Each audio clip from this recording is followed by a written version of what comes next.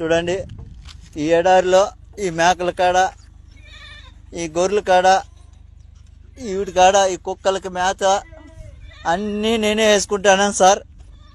ఒకడు నా భార్య చెప్పిన ఎడారిలో వేసేయినారు.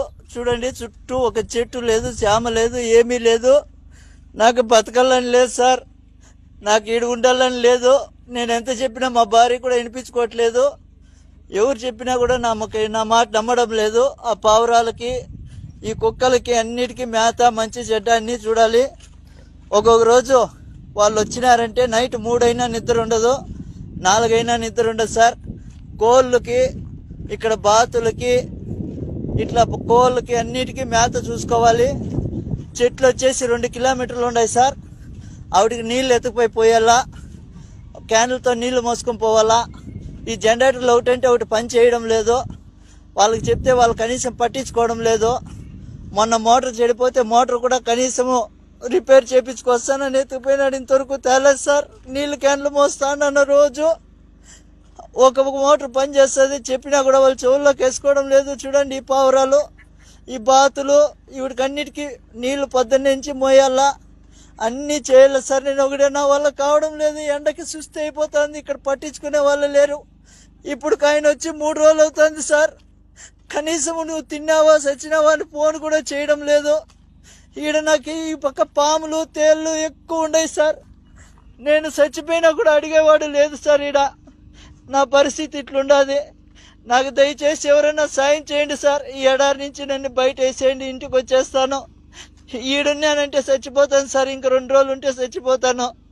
నా వల్ల కావడం లేదు సార్. చూడండి, చుట్టుకారము ఒక చెట్టు లేదు, చేమ లేదు, ఒక మనిషి మాట్లాడేవాడు కూడా లేడు సార్. ఈడ నాకు కనీసం మాట్లాడిచ్చేవాడు లేడు. తిన్నావా, చచ్చినావా, ఏంపా, ఎట్లుండదు అని అడిగేవాడు లేదు సార్. నాకు నా బిడ్డలు గుర్తొస్తున్నారు. నేను బతకలేను సార్. ఈడ దయచేసి ఎవరైనా నన్ను సాయం చేయండి. ఈ కోవిడ్ నుంచి నన్ను బయటపడేయండి సార్. ఏం చెప్పినా కూడా ఏజెంట్ కూడా కానీ నా మాట వినడం లేదు సార్. డబ్బులు కట్టు అంటున్నారు. నా కాడ అంత డబ్బులు లేదు. ఏం చేసేది సార్? నేను కూలి చేసుకుంటేనే పని జరుగుతుంది. ఏదో ఇక్కడ నాకు చెప్పిండే పని వచ్చేసి వేరే, ఇక్కడ చేపిస్తుండే పనులు వేరే. ఎవరికి అడిగినా నాకు పట్టించుకోవడం లేదు సార్. నా వల్ల కావడం లేదు. ఎవరైనా దయచేసి నన్నట్టు గడ్డకేయండి సార్. మీ కాళ్ళు పట్టుకుంటాను.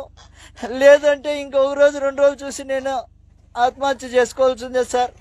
నా వల్ల కావడం లేదు. మీకు ఎవరికన్నా కానీ దయ ఉంటే నా పైన కొద్దిగా దయ చూపించండి. ఎందుకంటే ఇంటికి వచ్చి కూలో నాలో చేసుకునైనా బతుకుతా, కానీ ఇక్కడికైతే బతకలేను. నా వల్ల కావడం లేదు సార్. 10 నుంచి సాయంత్రం దాకా ఒకటే పని ఉంటుంది.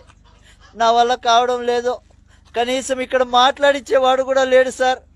నా కర్మ వద్దు. ఇక్కడ నేను ఎంత బాధపడతానంటే అంత బాధపడతాను. మా భార్యకి ఫోన్ చేసి చెప్తే, నాకా డబ్బు లేదబ్బా, నేనేం చేసేది, నేను ఎక్కడి నుంచి తీసుకురావాలి అందంటుంది. ఇంకా నేను ఇక్కడ బతకలేను సార్. నా వల్ల కావడం లేదు. దయచేసి నాకు మీద ఎవరైనా దయ చూపించండి సార్. చూడండి, ఇక్కడ ఇసుక తుఫాను వస్తుంది సార్. ఆ రోజు వాళ్ళకి చెప్పినా కూడా వాళ్ళు రారు. ఇసుక తుఫాను ఉంటే రారు వాళ్ళు. ఈడ మేత వేయాలా, నీళ్లు పెట్టాలా. మనిషి చచ్చిపోయినా వాళ్ళకి బాధ లేదు. వీడన్నిటికీ మేత పెట్టాలా, నీళ్లు పెట్టాలి, అన్నీ చూసుకోవాలి సార్. కాబట్టి ఎవరైనా దయచేసి నా బాధ అర్థం చేసుకోండి. చూడండి సార్, నా పేరు శివ. మాది ఇట్లా ఆంధ్ర రాయలసీమ మదనపల్లి దగ్గర చింతపర్తి గ్రామం. చూడండి సార్, నేను కొయ్యేటికి వచ్చాను, ఏదో బతకాలని వచ్చాను. ఇక్కడ చూస్తే చాలా కష్టంగా ఉంది. ఎడార్లు వేసేసారు. నిన్న ఎంబీసీ వాళ్ళు ఫోన్ చేశారు. నేను సోషల్ మీడియాలో నా వీడియో ఒకటి పెట్టాను. దానికి ఎంబీసీ వాళ్ళు ఫోన్ చేసి వాళ్ళు ఇక్కడికి తీసుకురావడం జరిగింది. కాకపోతే కొంచెం ఇబ్బందులు, అక్కడ చాలా కష్టపడ్డాను. ఇక్కడికి ఆఫీస్ దగ్గరికి వచ్చాను, సార్ వాళ్ళు తీసుకొచ్చారు. కొంచెం కాకపోతే వాళ్ళు సాయం చేశారు. నేను ఇక్కడ కష్టం చేసి ఎంత బాధలు పడి అలసాట్లు పడి ఇక్కడికి చేరుకున్నాను సార్. సార్ వాళ్ళు రావడంతో నా వల్ల ఇక్కడ చేరుకున్నాను.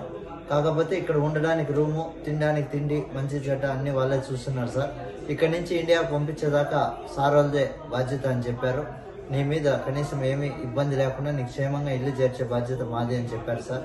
అందరికీ, ఆఫీసర్లకి, ప్రతి ఒక్కరికి ధన్యవాదాలు తెలియజేస్తూ నాకు సహకరించిన వాళ్ళకందరికీ నమస్కారం సార్. అందరికీ ధన్యవాదాలు తెలియజేస్తున్నాను.